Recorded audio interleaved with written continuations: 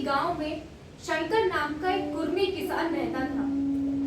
सीधा साधा गरीब आदमी था। अपने काम से काम रखता, ना किसी के लेने में और ना ही किसी के देने में। छक्का पंजा ना जानता था। छल प्रपंच की उसे छूट भी ना लगी थी और ठगे जाने की चिंता ना थी। ठग विद्या ना जानता था। भोजन मिला खा लिया, ना मिला तो चबेने पर काट दी, और अगर चबेना भी ना मिला तो पानी पी लिया और राम का नाम लेकर सो जाता। किंतु जब कोई अतिथि उसके द्वार पर आ जाते तो उसे इस निवृत्ति मार्ग का त्याग करना ही पड़ता था। विशेषकर जब साधु महात्मा पदार्पण करते तो उसे अनिवार्य रूप से संसारिकता की शरण लेनी ही पड़ती थी। खुद भूखा सो सकता था, पर साधु को कैसे भूखा सुलाता? भगवान के भक्त जो ठहरे। एक दिन संध्या समय एक महात्मा ने आकर उसके द्वार पर डेरा जमाया। तेजस्वी मूर्ति थी, पीतांबर गले में, जटा सिर पर, खड़ाऊ पैर में, ऐनक आंखों पर।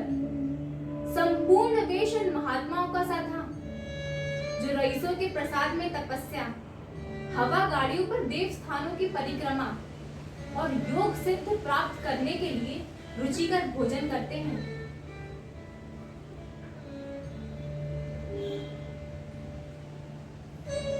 घर में जौ का आटा है, वो उन्हें कैसे खिलाता? प्राचीन काल में जौ का चाहे जो कुछ महत्व रहा हो, पर वर्तमान युग में जौ का भोजन सिद्ध पुरुषों के लिए दुष्पाच होता है। मैं जाकर कहीं से भोजन की व्यवस्था करता हूँ।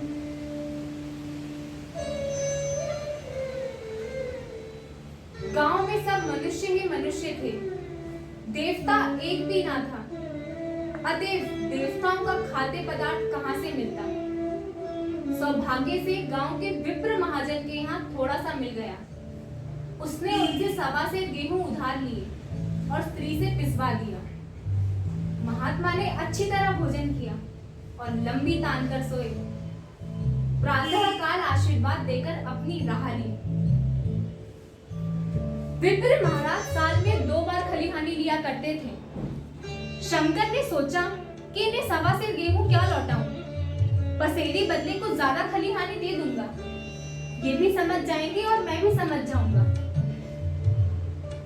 चैत में जब विप्र जी पहुंचे तो उन्हें 1.5 पसेरी के लगभग गेहूं दे दिए और अपने को ऊरिन समझकर फिर कभी चर्चा ना की। विप्र जी ने भी फिर कभी ना मांगा। अब सरल शंकर को क्या मालूम था कि वो सवा सेर गेहूं चुकाने के लिए उसे दूसरा जन्म लेना पड़ेगा। 7 साल गुजर गए। विप्र जी विप्र से महाजन हुए। शंकर किसान से मजूर हो गया। शंकर का छोटा भाई मंगल उससे अलग हो गया था। साथ में दोनों भाई किसान थे, अलग होकर मजूर हो गए।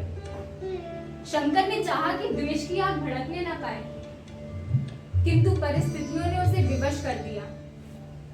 जिस दिन अलग अलग चूल्हे जले वो फूट फूट कर रोया।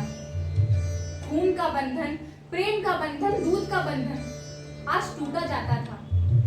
उसने भगीरथ परिश्रम से कुल मर्यादा का वृक्ष लगाया था। उसे अपने रक्त से सींचा था। उसको जड़ से उखड़ता हुआ देखकर उसके दिल के टुकड़े हुए जाते थे। 7 दिनों तक उसने भोजन की सूरत तक न देखी थी। जेठ की तपती हुई धूप में दिन भर काम करता रहता और रात को मुंह लपेटकर सो जाता। इस भीषण वेदना और दुस्सह कष्ट ने रक्त को जला दिया, मांस और मज्जा को भुला दिया। बीमार पड़ा तो महीनों खाट से ना उठा। अब गुजर बसर कैसे हो? उसके पास 5 बीघे के आधे रह गए और एक बैल रह गया। खेती का खाक होती। अंत को यहाँ तक नौबत पहुंची कि खेती केवल मर्यादा रक्षा का साधन मात्र रह गई।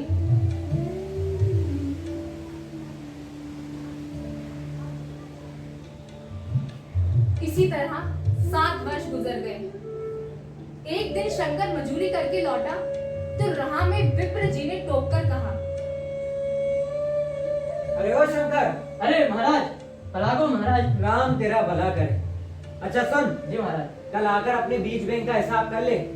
तेरे नाम 5.5 मन गेहूं लिखे हुए हैं और तू एक ही देने का नाम नहीं लेता। अरे हजम करने का मन है क्या?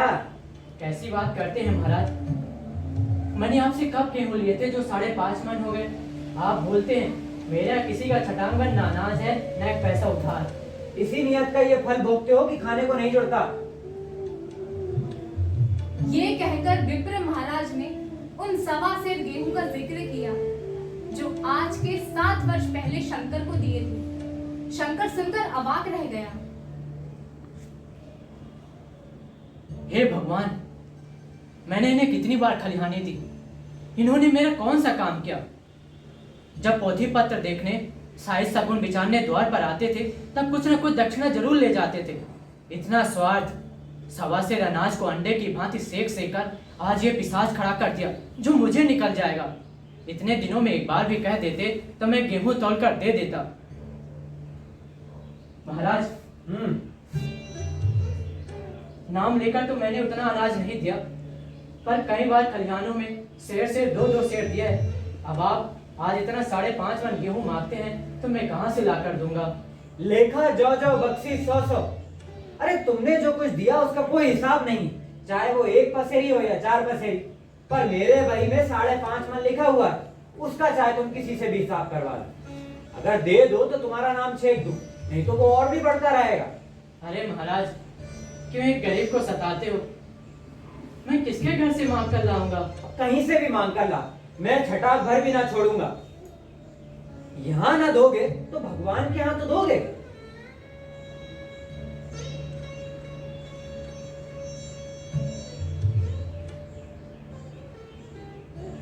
हम पढ़े लिखे आदमी होते तो कह देते अच्छी बात है, अब तो भगवान के घर ही देंगे।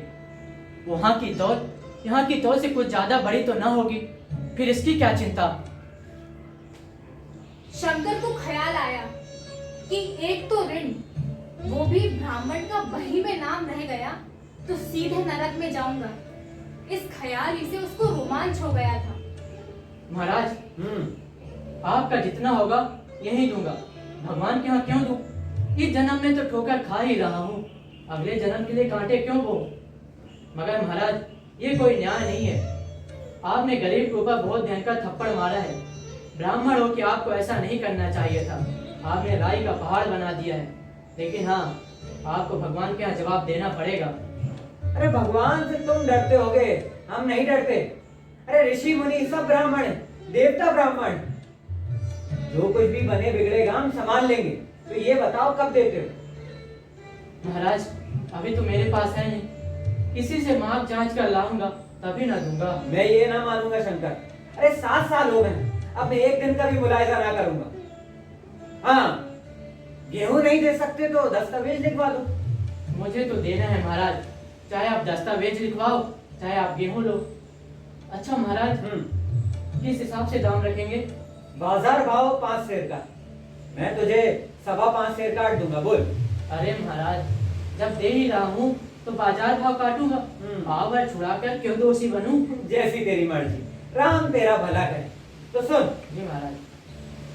60 रुपए गेहूं के दाम, 60 रुपए दस्तावेज के, 3 रुपए सैकड़े सूद। अगर साल भर में सूद जमा ना हुआ तो 2.5 रुपए सैकड़े और बढ़ जाएगा। 4 रुपए 4 आने का स्टाम्प और 2 पैसे की दस्तावेज की तहरीर लिखी जाएगी। बोल, ये सब तुझे ऊपर से देना पड़ेगा। जैसी आपकी इच्छा महाराज। राम तेरा भला करे।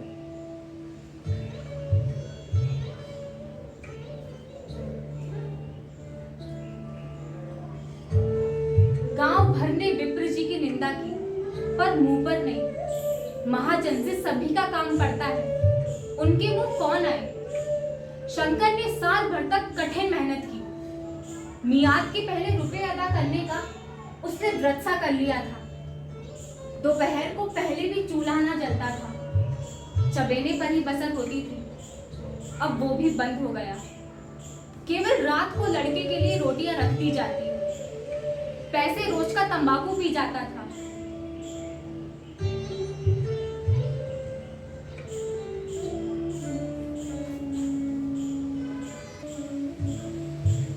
शिशिर की अस्थि वेदक शीत को उसने आग ताप कर काट दिया। पर इस संकल्प का फल आशा से कहीं बढ़कर निकला। साल के अंत में उसके पास 60 रुपए जमा हो गए।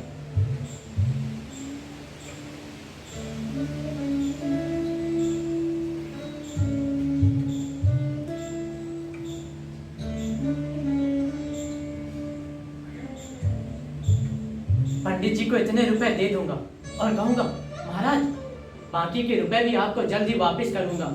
15 रुपए की तो और बात है, पंडित जी इतना तो मान ही जाएंगे। महाराज प्रणाम महाराज। राम तेरा भला करे। आ गया? हाँ महाराज।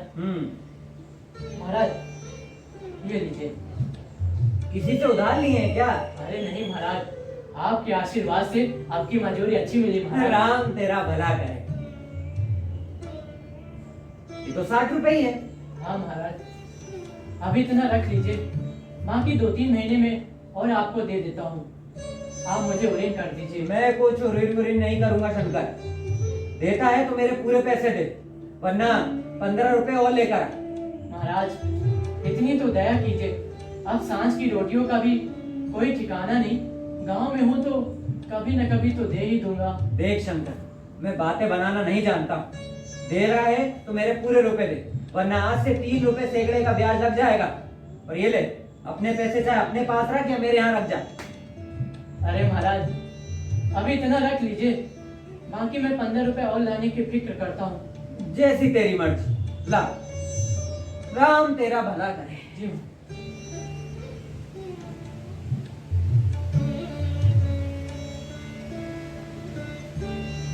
शंकर ने सारा गांव छान मारा, पर किसी ने भी उसे 1 रुपया भी ना दिया। इसलिए नहीं कि किसी को उसको विश्वास नहीं था या किसी के पास पैसे ना थे, बल्कि इसलिए कि पंडित जी के शिकार को छेड़ने की हिम्मत किसी में ना थी। क्रिया के पश्चात प्रतिक्रिया नैसर्गिक नियम है। शंकर साल भर तक मेहनत करने पर भी जब 60 रुपए से ज्यादा नहीं जमा कर पाया, तो उसने समझ लिया कि अब और कौन सा उपाय है जिसके द्वारा वो इसके दूने रुपए जमा कर ले। वो जरूरतें जिसको उसने साल भर तक टाल रखा था, अब द्वार पर खड़ी होने वाली भिखारिणी ना थी, बल्कि छाती पर सवार होने वाली पिशाचनियां थी, जो अपनी भेंट लिए बिना जान नहीं छोड़ती। कपड़ों में चक्तियों के लगने की भी एक सीमा होती है। अब उसे चिट्ठा मिलता तो वो रुपए जमा ना करता, कभी कपड़े लाता तो कभी खाने की कोई वस्तु। उसे रुपए अदा करने की अब कोई भी चिंता ना थी, जैसे उसके सर पर किसी का 1 रुपया भी ना हो। पहले जूड़ी चढ़ी होती थी, फिर भी वो काम करने अवश्य जाता था, पर अब काम पर ना जाने के लिए बहाने खोजा करता। इसी भांति 3 वर्ष गुजर गए। पंडित जी ने फिर कभी तकाजा ना किया। वो चतुर शिकारी के भांति अचूक निशाना लगाना चाहते थे। एक दिन उन्होंने शंकर को बुलाकर हिसाब दिखाया।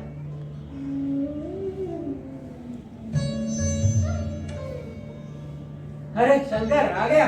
हाँ महाराज। आजा आजा आजा। राम तेरा भला करे। आ बैठ। अच्छा सुन, तो 60 रुपए तूने जमा किए थे, वो मिला करके भी तेरे जिम में 120 रुपए निकले। 120 महाराज? हाँ। अब तो उसी जन्म में दूंगा महाराज, इस जन्म में नहीं हो सकते। मैं तो इसी जन्म में लूंगा। अब मूल नहीं दे सकता तो सूद तो दे ही दे। महाराज मेरे पास एक बैल है, वो ले लीजिए, और मेरे पास रखा ही क्या है। बेल बधिया लेकर मैं क्या करूंगा शंकर? हाँ, ऐसे तुझे तुझे देने को मेरे पास बहुत कुछ है। और क्या है महाराज? तू तो है। अब तू कहीं ना कहीं तो मजूरी करता ही, इससे अच्छा मेरे यहाँ मजूरी कर। सूद में तू मेरे यहाँ काम किया कर, और जब सुविधा हो तो मूल दे देना। वैसे सच कहूँ शंकर, तो तू अब और कहीं काम नहीं कर सकता। जब तक तू मेरे पैसे नहीं चुका देगा, तू कहीं काम नहीं करेगा। महाराज मैं ये गठरी के एतवार पर छोड़ दूं कि तू महीने महीने मुझे पैसे दे दिया करेगा। महाराज सूद में काम करूंगा तो खाऊंगा क्या महाराज? तेरी बीवी है, बच्चे हैं, वो क्या हाथ पैर कटाकर बैठेंगे? और रहा मैं, तो मैं तुझे रोज जौ का कलेवा दे दिया करूंगा और साल में एक आध कंबल तू पा जाएगा। अच्छा मिर्जाई भी बनवा दिया करूंगा, और क्या चाहिए। हाँ ये बात सच है कि रोज तुझे लोग 6 आने देते हैं, पर मेरी ऐसी गरज नहीं। मैं तो तुझे रुपए भरने के लिए रखता हूं। महाराज, ये तो जन्म भर की गुलामी हुई महाराज। अब इसे गुलामी समझो शंकर या मजूरी समझो, मैं तो अपने रुपए भराए बिना तुमको ना छोड़ूंगा। तू भागेगा तो तेरा लड़का मरेगा। नहीं महाराज। हाँ, जब कोई ना रहेगा तब की बात दूसरी। चले, राम तेरा भला करे। आजा।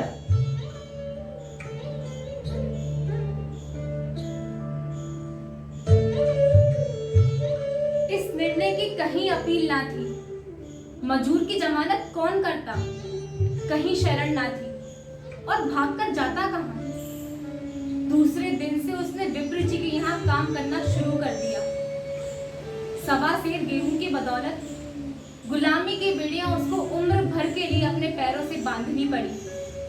स्त्री को ऐसे ऐसे काम करने पड़ते थे जो उसने कभी ना किए थे। बच्चे दानों को तरसते थे, पर शंकर चुपचाप देखने के सिवा और कुछ ना कर सकता था। 20 वर्ष तक गुलामी करने के बाद शंकर ने इस दुस्सार संसार से प्रस्थान लिया। 120 रुपए अभी भी उसके सर पर सवार थे। पंडित जी ने उस गरीब को ईश्वर के दरबार में कष्ट पहुंचाना उचित ना समझा। इतने निर्दयी और इतने अन्यायी ना थे। उसके बेटे की गर्दन पकड़ी। उसका बेटा अभी तक उनके यहाँ काम करता है। उसका उद्धार कब होगा भी या नहीं, ईश्वर ही जाने। इस कहानी को कपोल कल्पित ना समझिए, ये सत्य घटना है। ऐसे विप्रों और ऐसे शंकरों से दुनिया अभी भी खाली नहीं है।